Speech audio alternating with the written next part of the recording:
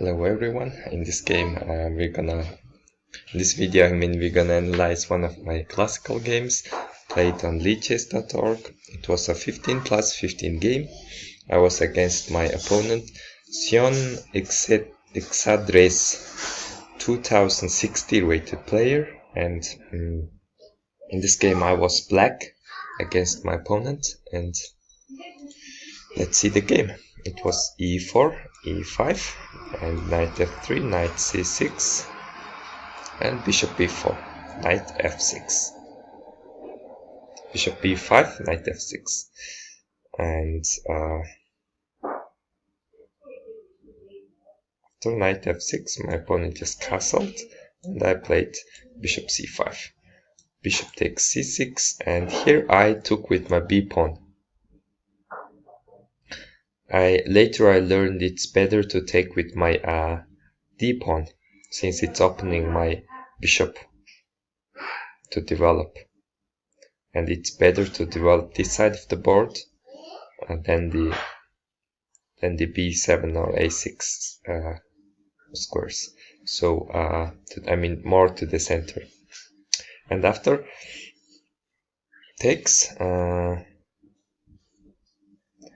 b takes c6, and my opponent played knight e5, and I castled, and here knight c3, and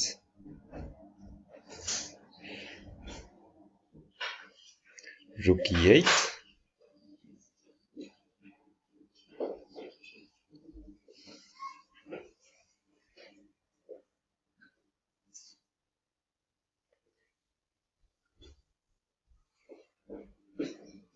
I'm sorry.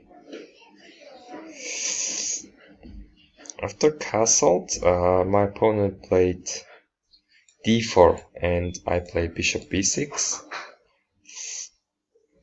and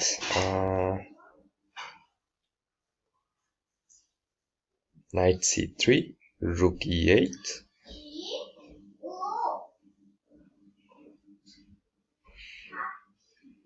and here bishop g5. Yes, sorry. And here I thought just to chase away the bishop, maybe bishop h4, I thought they would play. But my pawn just took on f6, and I took on f6, and queen f... no. And after queen takes f6, my pawn played a4, which was threatening to trap my bishop, so I played a5, and after that queen f3. Notice that this was a 15+15 game, which is not that long time control.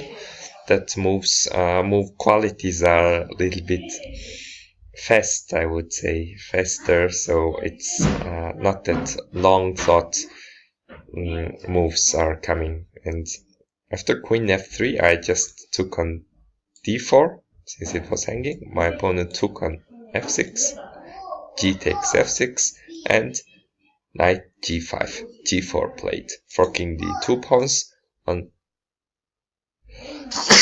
excuse me, and threatening to take on h6, and I played g7, king g7, and here my opponent played rook a d1, and I took on c3, and b takes c3, and rook takes e4, and my opponent played rook d4, defending the knight and the pawn, so I took here, and pawn takes, and I played rook b1, b8, I mean threatening to rook b4, and here my opponent plays c3, but b3 is coming, and here my opponent played f4, and I just took, and f5, and after f5 I just played rook c4, forking the two pawns, and rook f4 played. I just took on a4, and my opponent played knight e3. Here I played c5,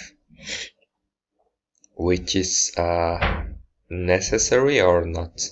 Maybe just, yeah, it's because this pawn is pinned to the rook, so this pawn cannot capture. Here here my opponent first checked, and I played king h8 or h7 here.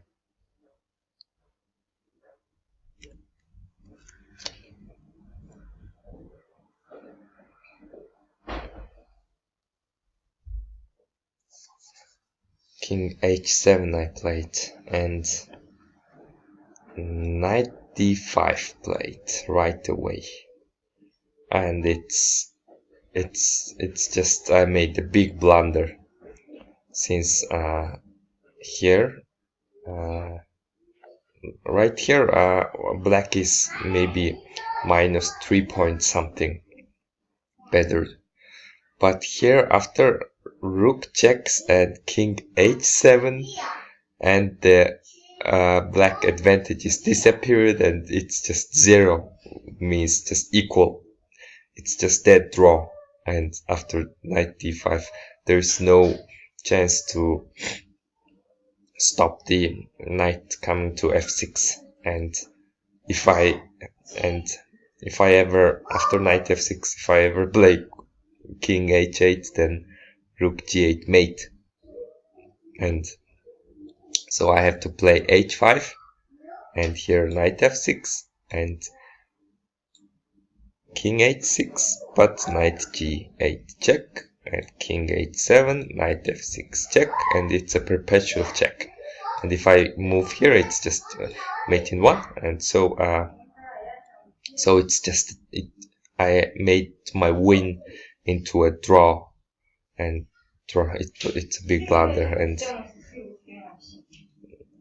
and yeah, and after rook f g4 check, I could have just played king f8, and everything is alright, even though now it comes with this, and you can just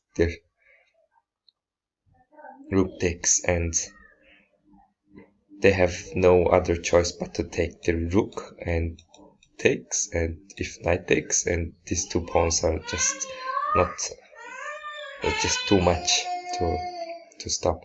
And yeah, I was winning, and I was completely winning until this point, until king h8, and yeah, it's just a stupid blunder. And yeah, but thanks to my opponent that gave me an important lesson. Always think about your opponent's plan. Even though you are winning, it doesn't really mean you won the game. You have to always concentrate on your opponent's plan, maybe more than your own plan sometimes. And yeah, it was the game, and I learned my lesson, and not to rush too much to win. You have to make the steps to make it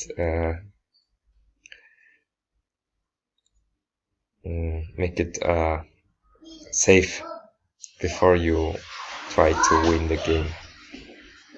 Your king safety is very important. So so that's it for this game, and I will see you on the next video. Bye bye.